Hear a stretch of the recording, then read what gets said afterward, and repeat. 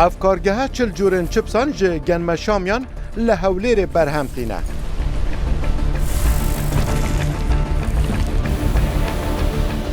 روزانه 250,000 کیسن چپسان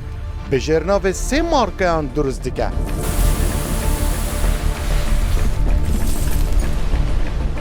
کارگاه چپسن نمنم لکس نزانا حولیره دمهدین کردستان رو داوه دا ببینن.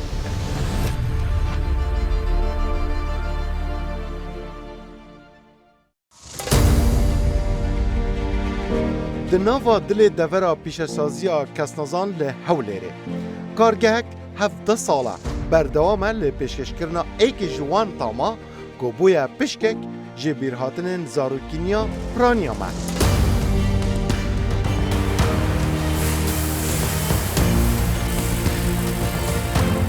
لویره کارگاه نمنم روزانه به هزاران کیسن چپسان برهم دینه و بویه ایک جناوین دیار یعن پیشسازی لسر آسته کردستان و عراق دوی بواریده.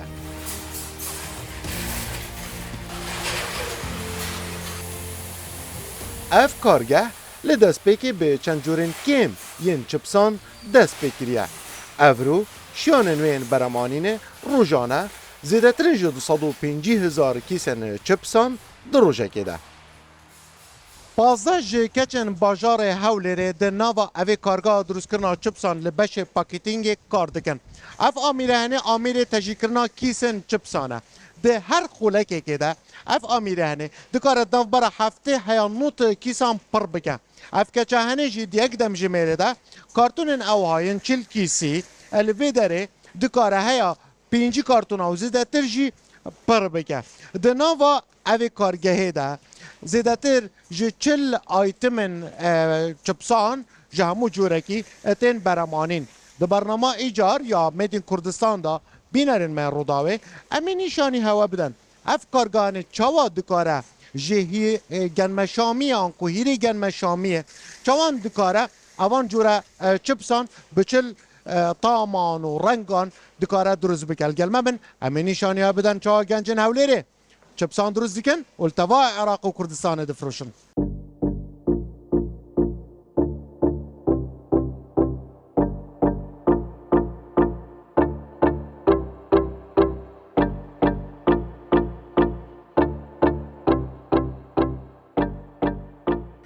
به 3 مارکه سرکی نمنم زمزم تام تام زیادتر جه 40 جورن جدا به تام و شوازن تایبت چپسان پیشکش دیگه. کارگەی نمنم لە ساڵی 2018 مەزرایە لە ناوچەی پیشەسازی کە دەکەوێتە زۆنی کەزنەزان لە ساڵی 2010 بۆ ساڵی 2009 دەستمان بە دابەشکردنی ئایتمەکان کردیا. سەرەتا لە 5 بابەت پێک هاتبوو لە 5 ئایتم و خۆشبەختانە ساڵ بە ساڵ ئایتمەکانمان وەرە پێشتر چوونە و زیادیشمان کرد لە ئێستادا نزیکەی 40 ئایتممان هەیە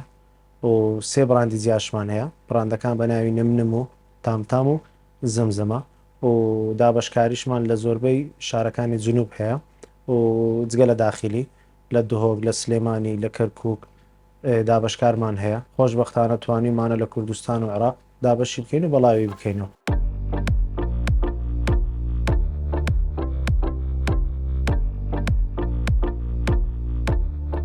برهمه وی کارگاه لی سرتاسری کردستان و عراق دینه فروشتن. دورزی خواندنه دا فروتنا وان بر رنگی که برچاف زیده دبه. ئێمە وەکو کارگەی جبسی نمنم خۆشبەختانە لە ئێستادا زۆربەی بابەتەکانمان لە کارگەکانی کوردستان بەڕادان دەین داوا دەکەین و ئەو بابەتانش پێکدێن لە سلیفان کە لە پێشتر لە تورکیا داوامان دەکرد ئێستا خۆشبەختانە لە کوردستان هەیە داوای دەکەین و بابەتی دووەمیشمان کارتۆنە پێشتر هەر لە تورکیا و ئێران تەڵەبمان دەکرد داوامان دەکرد ئێستا لە ئێستادا لە کوردستان داوای دەکەین لە کارگەکانی کوردستان تەڵەب دەکەین بۆمان دێتن ئەو بابەتانێک کە لە کوردستان بەردەستنینە وەکو ماوادی سەرەتاییەکان کە پێک دێ لە ڕوون ئەویش لە مالیزیای تەڵەب دەکەین داوا دەکەین و گەنمە شامیش لە تورکیا داوا دەکەین و بابەتی سێمیشان کە گرنگترین بابەتە تامەکەیە ئەویش لە سویسرا داوا دەکەین انشاءالله لە داهاتووی نزیکیش لە کوردستان بەردەست دەبێتن.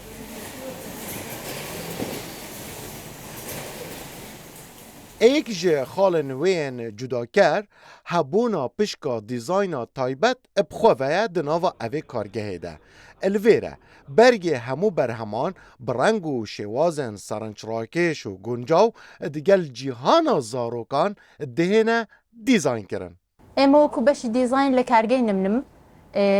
چل جۆر ئایتیمان هەیە کە هەر ئایتیمێک بە پێی شێواز و تام و ڕنگ و دیزاینەکەی دەگۆڕین و هەر دیزاینێک ینی دیزایانی تایبەت بە خۆمان هەیە ئێمە سێ بڕاندمان هەیە بڕاندەکان تام زەمزەم نەمنەم و هەر بڕاندێک لەسەر شێوازی خۆی و بە دیزایانی تایبەتی خۆی ناسراوە هەر تامە و ڕەنجی خۆی هەیە بۆ نمونە ئێمە شینمان بەکارهێناوە زیاتر لە بۆ پەنیر لیمۆ سەوزمان بۆی بەکارهێناوە بۆ پیتزا مۆرمان بەکارهێناوە یعنی هەر تامۆ بە ئەوەی خۆی دەڕوات یعنی بەردەوام لە گۆڕانکاریدان و ئەبدەیتی نوێ دەدەینە دیزاینەکانمان ئەوە لە بابەتی کیسەکاندا ئێمە کارتۆنیشمان هەیە کە دیزاینەکان زیاتر وا دەکەین منداڵان سەرنجیان ڕابچێشێ کارتۆن ئەفلام کارتۆن و دیزایانی ئەنیمەیشن دادەنین لە سەریان هەتاوەکو سەرنجی منداڵ ڕابچێشی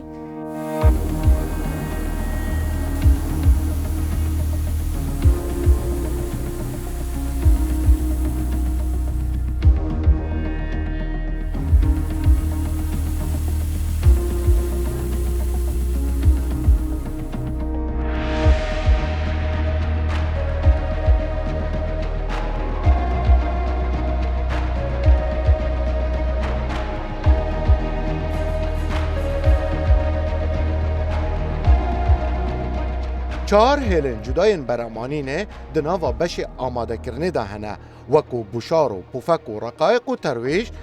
ev van corên çipsan berhev dikin û corên zor cuda ew piştrast dikin ku evan çipsan dibe amade bikin ji bo beşê pakêtingê. ئێمە لە کارگەی نمنم بە چەندەها جۆر و شێواز جبز بەرهەم دەهێنی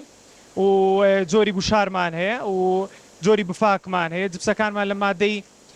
بڵێن لە گەنمە شامی دروست دەکرێتن هاڕاوی گەنمە شامیە ئەمە لە سەرەتا دەدەین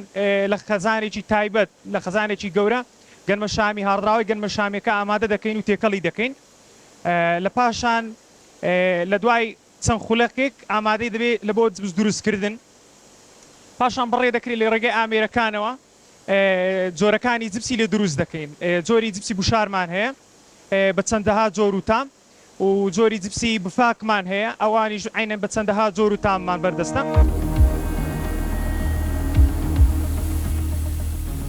Kerestê serekî ji bûdirizbûna evan çipsan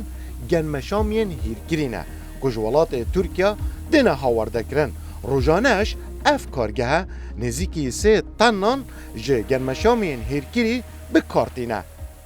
لە بەشی ئامادەکردندا ئەمە سێ خەتمان هەیە وەکو گوتم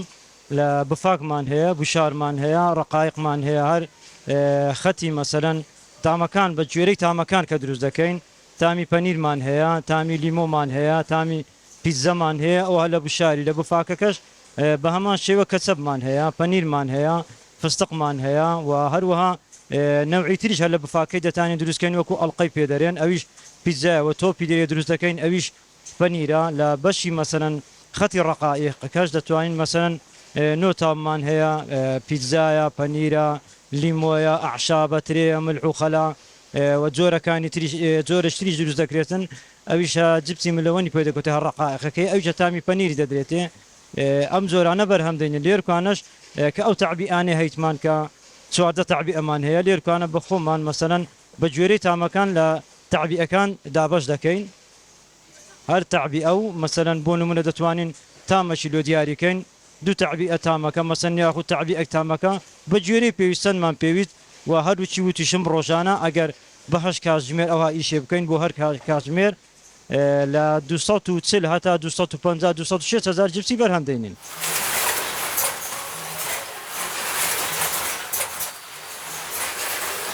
Heya pêkhateyên li ser kîsên çipsan bi sê zimanan ji wan jî zimanê Kurdî hatîne nivêsandin. Rengekê hosa sade hatîne nivêsandin ku zarok jî jê tê bigehin. هەر بابەتێک لە سلیفانەکان لە کیسەکان واتە وا دەکەین کە ئاشکرا بێت کە ئەوە تامی پەنیرە ڕسمی پەنیری لەسەردادەنێن بە ئینگلیزی دەنووسین بە عەرەبی دەنووسین بە کوردی دەنووسین لەبەرەوەی هەتا هەمویان تێبگەن هەر زمانێک کە ببینێت ئێمە دەینێرین لە بۆ دەری هەرێمی کوردستان لە بۆ عێراق بۆ ئەوەی کە عەرەبە ئینگلیزە کووردە هەر یا منداڵە بە پێی ڕسوێنەکە یانیش بە پێی ناوەکە بیناستەوە کە ئەوە پەنیرە ئەوە لیمۆیە ئەوە پیتزایە یان هەر تامێکی تر چکە ئێمە لە 9 تام زیاترمان هەیە لە کیسەکانماندا و لە چبزەکان وە لە چبزەکانیش جۆری زۆرمان هەیە بوشارە پفاکە ڕقایقە و ئیشاڵە بم زوانە تۆرتێلاشمان کە دێتە ناو بازارەوە. اف جورeke wan çipsa ku ji rat bijne buşar dava vê kargehê da têda duristkirin ev ji genma Şamê têda çêkirin ev amîre hene amîrê tamdarkirine ye an ku yê tamê ye di nava evê kargehê de yan ku kargehên duristbûna çipsan ev amîre hene gelek têne dîtin ev amîre hene çi dike ev amîre di vê kargehê de nêzîkî 3 metrûnîvan dirêjiya wî heye dikare heya 5-6 kîlon ji vî cure çipsê an ku ji puşara genme Şamiye, ku şîrkê genme Şamiye, an ku genme Şamiya hêray têde duristkirin, dikare hel bigire. Te heman demê de di taymekê taybet da têde zivrîn, her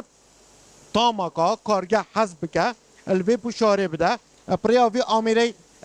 lê dide, niha jî tama penîr ye, lê dide û dizivre û boçî dizivre ji ber ku da baş ew tam تکلی اوی بوشاره بیدن اف فرانه قناقا اف قناقا دویه اف جی قناقا بری دویه اف فرانه نزدیکی 5 متر کاندریجه پریا هلمه و هوای اوی بوشارا گنم شامیه دمال قناقا یکیم چید به دتا فیدره اوه هشکتی که اف به تایمه که امشین بجین هیواش انکو هیدی دچه باش بتا هشکرن بری بشتا قناقا tam kirne. Qonağa ve yakem praya 47 plen germatiye tamam demede fırın jî niziki 5 plen germatiye emşin bijin awi havayı germ l puşare de hatta beta heşekirin el vederi ev puşare niziki 47 plen germatiye awi hirki genme Şamiye ev halet ke ve ko hindi binin el vederi betaman ka eve beli tarişa yani nahışka dışana ve fırne o pişinge dışta beşe tam kirne yani anko tikeli tam edbe o pişinge işte beşe paketinge ev hatete durust kirin cudayı etna beyna ev puşarane anko duruzbuna ve puşari gel çipsin din evin emdibinin anko ju patatetine durust kirin ev ku ev nayene kalandın belki praya germatiye o helme çedbe جعالی تندرستی و لدیف خوراک ناسان او دبیجن و پسپورن خوراکیان کوین خارنه دبیجن هنک اف تندرستی را جبرکو دیکلی چه اویلا آنکو چه زیت و رونا نابیتن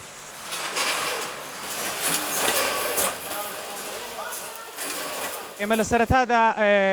گەنمە شامیەکان ئامادە دەکەین بە خەزانێکی تایبەتمەند پشکنینی بۆ دەکەین پێشەوەی ئامادە بکرێتن ڕێژەی ڕوتوبەتەکەی وەردەگرین لە پاشان زۆری کوالیتی گەنمەکە وەردەگرین لە پاشان کە لەناو خەزانی تایبەتمەند ئامادەمان کرد بڕێ دەکەین قۆناغی دووەم بڕێ دەکرێت لە بۆ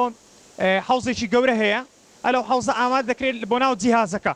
باشە گەنمەکە بە پێی ستانداردی جیهازەکان ئامادە دەکرێت و بڕێ دەکرێتن باشە ئێمە لێرە جبسی بوشار دروست دەکەین ئەلەو خەتایان جبسە بوشارەکە لە پاش ئەوەی کە دەرچوو بە فڕنیەکدا دەڕواتن لەو پرۆسێسە ئەو فڕنی وشتی دەکاتەوە لە دوای وش قۆناغی وشکردنەوە دەست دەکەین بە تام لێدانی ئێمە لە بوشاردا چەندەها زۆر تاممان هەیە تامی تێمان بەردەستە تامی پەنیرمان بەردەستە تامی لیمۆ و پیتزاشمان بەردەستە لە پاش قۆناغی وشکردنەوە لە پرۆسێسێک تامدار دەکرێتن لە دوای تامەکە بەڕێ دەکرێت بۆ ناو جیهازانەی کە دەکرێتە چیسە ئێمە ئەلێرە زۆر زۆر لە پێش کارەکانمە ئەحتیمام بە پاکوخاوێنی دەدەین پاکوخاوێنی قاعەکەمان پاکوخاوێنی ئامێرەکانمان و پاکوخاوێنی خۆشمان سەرڕای هەموو شتێک لە سەروی هەموو شتێکەوەیە ئەلێرانە ئێمە 4 بۆ 5 کەسین کە سەرپەرشتی جیازەکان دەکەین هەر کەسە و بە ئیشێکەوە ینی پەیوەستە ئاگاداری جیهازەکانە.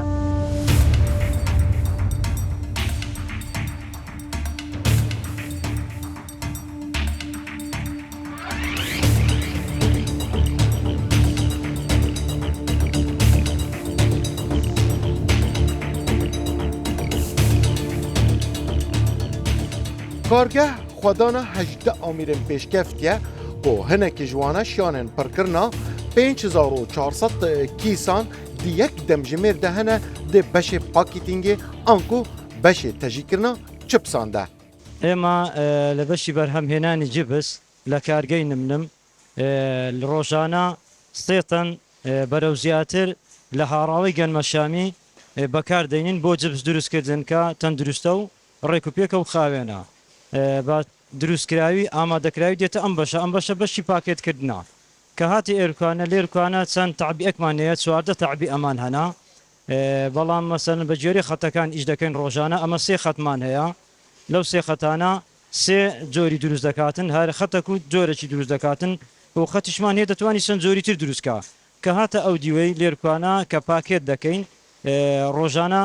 لۆ ئینتاجکردن کە دروست دەکرێتن هەر تعبیەکمان هەر تعبی ئەی دەتوانی مەسەنەن لە 1 دقەی لە 70 هەتا 90 کیس جبسی دروست بکاتن ڕۆژانە ئەمە کە بە 8 کاتژمێر ئیش بکەین دەکا شەفتێک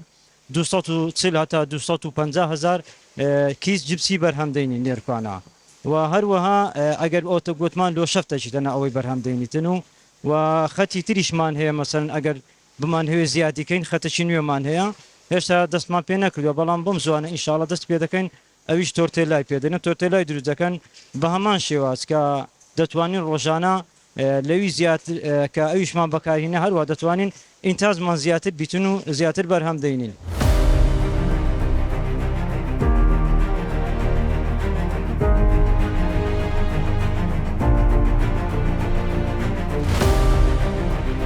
لپشت وی برهمه زور دستکی کاری زیادتر جه 45 کرێکاران هەنە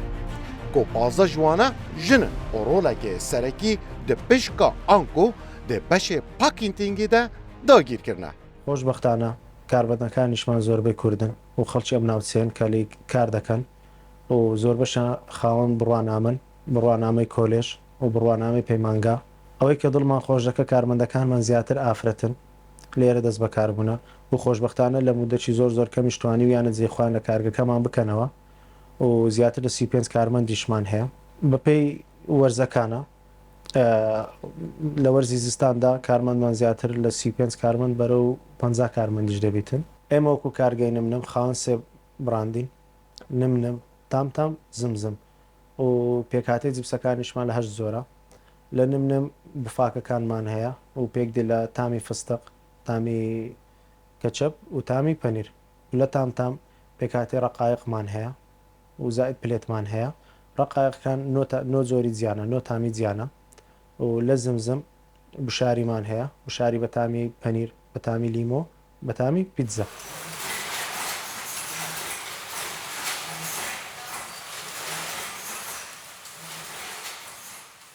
ئەمن وەکو وەچیلی چپسی نمنم لێرە 15 ساڵە لێرە وەچیلم وەچیلی دەور و بەر و ناو خۆی هەولێر و دەوروبەری هەولێرم جبسێکی ڕێک و پێک جبسێکی باشە لە بۆی دەبای بچین لە تورکیا و لە ئێران و لەوانە بینین جبسێکی خۆمانە لێرە بە شێوازێکی جوان دروست دەکرێت جبسەکە خۆمانە عملەکانی خۆمانە هەمووی خۆمانە مارکەتەکانیش کوچنکوی خۆمانە باش پێزواجێکی زۆری لێ دەکەن خەڵک پێشواجی زۆری لێ دەکەن.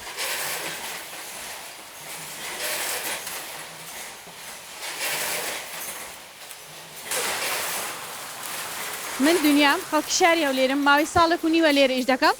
زۆر دڵخۆشم کە لێرەمە و لە ماوەی 1 ساعتدا زیاتر لە 50 کارتۆن دروست دەکەم لە ڕێی برادێک مەوات مێرە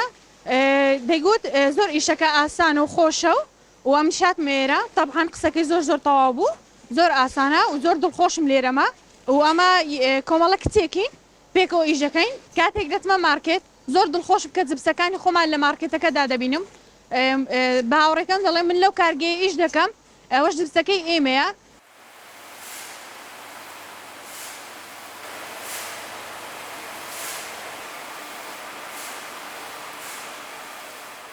پێکهاتەی سەرەکی جبسەکانمان لە گەنمەشامی هاراوە کە پێک دێ لە بوشار بوفاک ئەو گەنمەشامیە بە هیچ شێوەیەک سۆر ناکرێتەوە بە گەرمی خۆی لە پلەی 48 تاوەکو 50 پلەی سیلیزی بەرهەم دێتن و هیچ زۆر ڕوونێک لێ نادرێت و زۆر تەندروستیشە بۆ خواردن لە گەورە تاوەکو لە بچووک تاوەکو گەورە لە ئێستادا سێ خەتمان هەیە و خەتی چارەمیش کە خەتێکی نوێیە هێلەیەکی نوێیە هێلی تۆرتێلایە پێکاتەکەی لە ئاردی گەنمەشامیە و نیشاستەیە بە 4 تامیجا بەردەست دەبێ بەم زوانە ئەو هێڵەی کە هینایتمان ئەو خەتە نوێیە ئەو هێڵە نوێیە هێلێکی زۆر پێشکەوتووە و لە بازار بینیمان مەسەرەن ئەو جبسە خواستی زۆر لەسرە ئێمەش ئەو هێلەمان زیاد کرد تاوەکو بتوانین هەم معنی فرۆشی کارگەکەمان بەرەو پێش ببین و هەم تاقەی معمەلمان کارگەکەمان بەرەو پێشتر ببین و زیاتری بکەین ئینتاجی ڕۆژانەمان زیاد بکەین و خواستی کڕیارەکانیش پڕ بکەینەوە.